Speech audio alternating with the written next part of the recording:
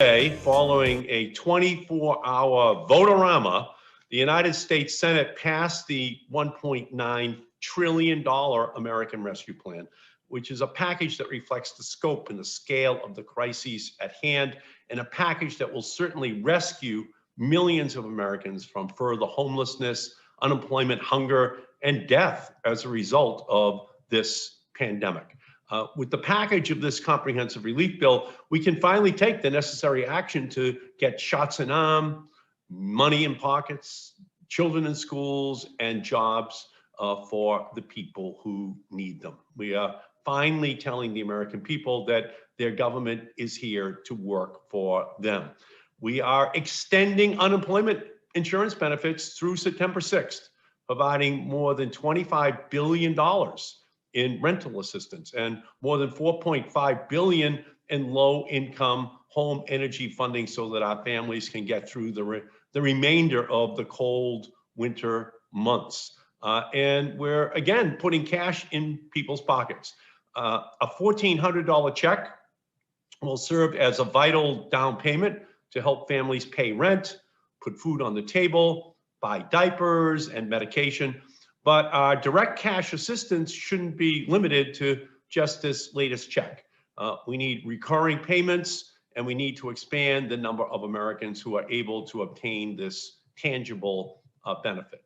This package will also help get more Americans vaccinated, including providing our states and cities $350 billion to distribute the vaccine, balance their budgets, and keep teachers, firefighters, bus drivers on the job, and to provide additional support for small businesses. We're including $25 billion for restaurants and bars, $25 billion for restaurants and bars. And they have fed and they have nourished us, but they have been starving for support. And this bill will help them to make it through like a life raft the rest of this pandemic. So I'm also very proud that the rescue package includes my legislation, the Emergency Educational Connections Act, and that will send more than $7 billion in funding to connect students to the internet through my E-rate or education rate program as students continue to learn from home as a result of the pandemic.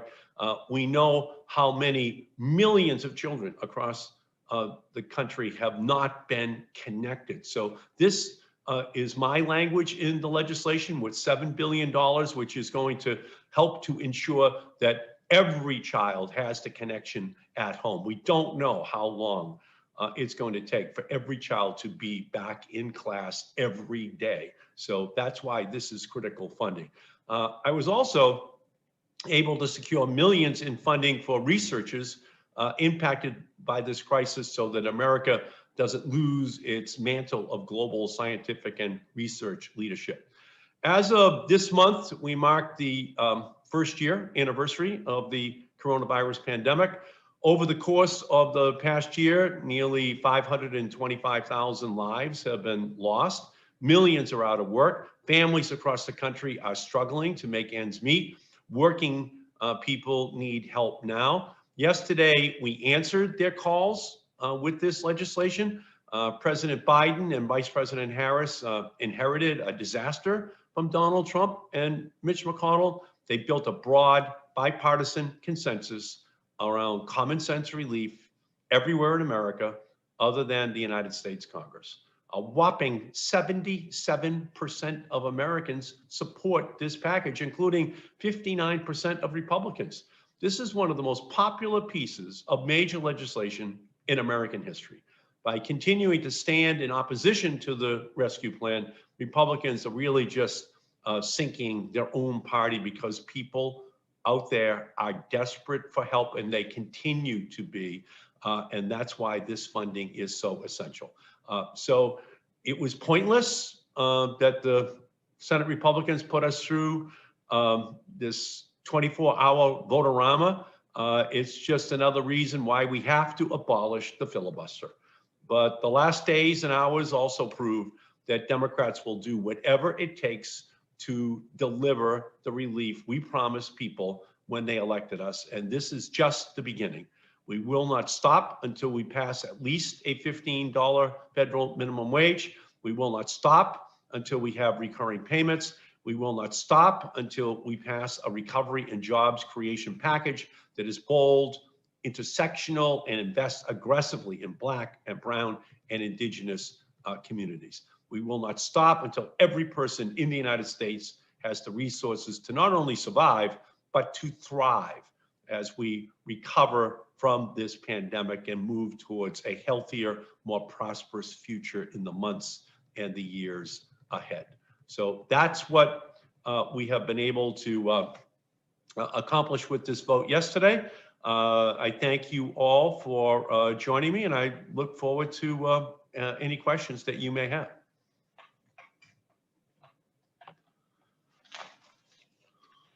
Senator Art Cohen from WBZ Radio. Do you hear me? Yes, I can, Art, very clearly.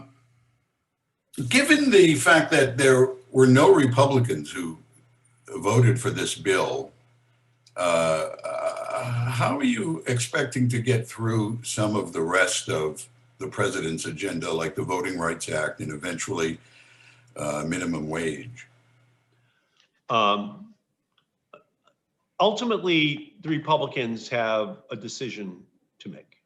If the Republicans are going to obstinately block voting rights reform, immigration reform, gun safety reform, issue after issue, because it requires 60 votes, then it's going to require the rules to be changed, that we move to a 51 vote margin, and that as a result, we have abolished the filibuster.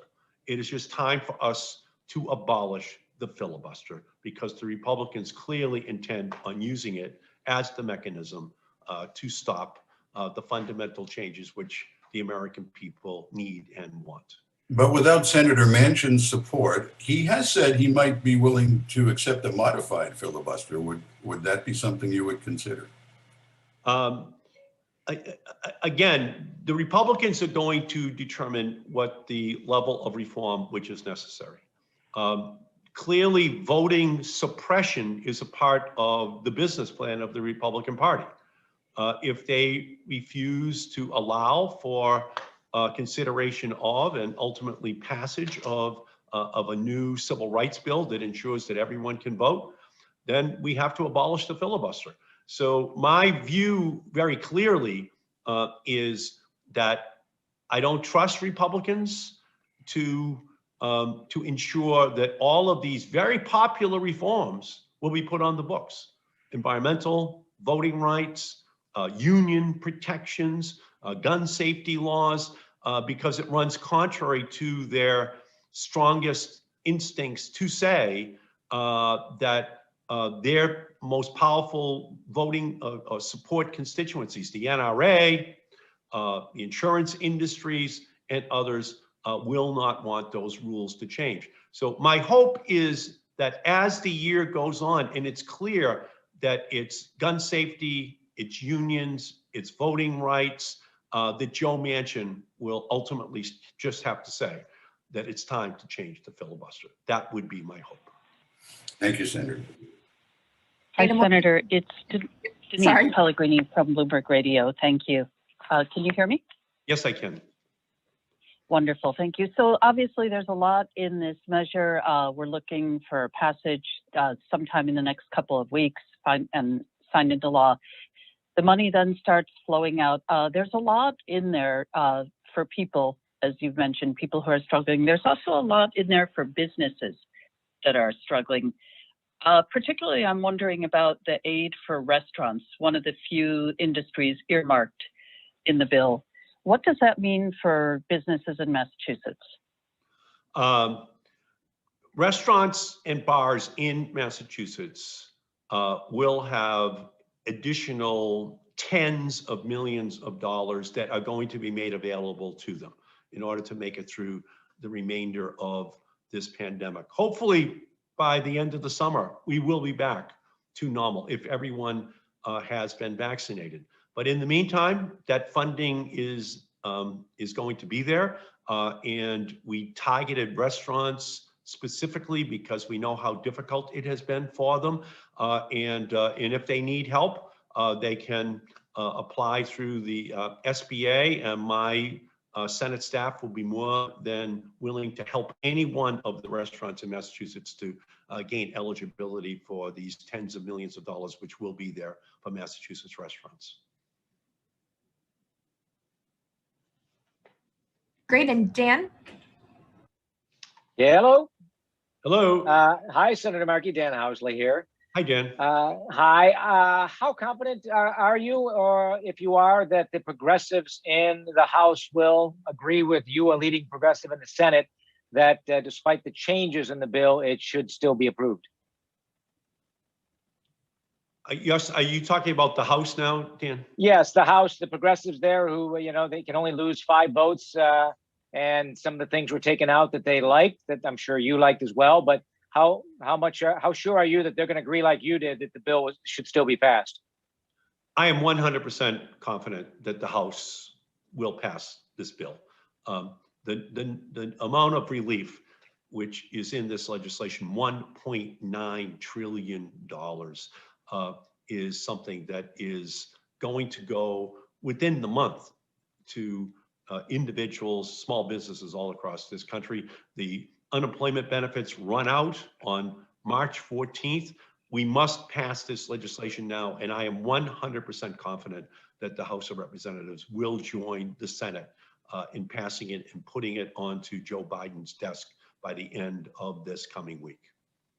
And you talked about the money going out this month right away. The Congressional Budget Office also said a lot of this money isn't going to go out until next year. If you think we're going to be normal by this summer, what's with all the spending that's out in 2022 and 2023 and 4?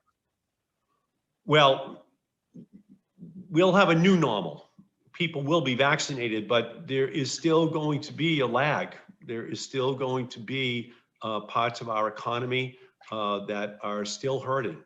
And so it is going to be imperative for funding to continue to be there to make sure that for vaccinations, for other benefits that will be going into the hands of local communities. For example, my E-rate money, the educational funding at home, there's no guarantee that in September, every single child will be back at their school desk. So we need that funding that will be there for the next school year as well, until we return to a true normal and not the normal that we'll have during the middle of a pandemic, even if everyone is vaccinated. All right. Thank you, Senator Markey. I'll let others get in there and leave it at that. Thank you. Hi, this is Rick Sobey at the Boston Herald. How are you doing, Senator? You're doing great. Thank you. There were Democrats who voted against the minimum wage increase. What is your strategy moving forward on this and getting, Democrats, including those from New Hampshire, on your side on this issue? Well, I do strongly believe that there has to be a $15 minimum wage for the whole country. We are going to continue to build this case. We know it's necessary. We know the obstacle is the filibuster rule. We have to listen to the senators from New Hampshire. We have to listen to other senators from other states. But ultimately, that has to be our goal. We have to lift the gaze of our country to the needs that are clearly there when people work a 40-hour week and they're still living below poverty. It makes no sense whatsoever. And I think that, again, it's going to require us to continue to have the conversation with senators who don't agree with it. And ultimately, the Republican Party will totally oppose it. And at that point, the only answer is going to be to repeal the filibuster. Great. And Esteban from GBH? Yes, Senator Markey, thank you for taking the time to speaking with us this morning. You're talking about how this package is going to help with the vaccines. How would people here in Massachusetts, how will this package help to get them vaccines here directly? Yeah, thank you. So The state of Massachusetts is going to receive between $7.5 and $8 billion of additional funding for all programs. But included in that amount will be tens of millions of additional dollars that will make it possible for the state to pop up more vaccination sites, to have more vaccines made available to them, so that we can telescope the time frame that it will take for every one of our citizens in Massachusetts to be vaccinated. So that funding is going to be put very quickly within the next couple of weeks into the hands of the governor and the cities and towns to be able to accomplish that goal. Thank you, Senator. Any final questions? Going once, going twice.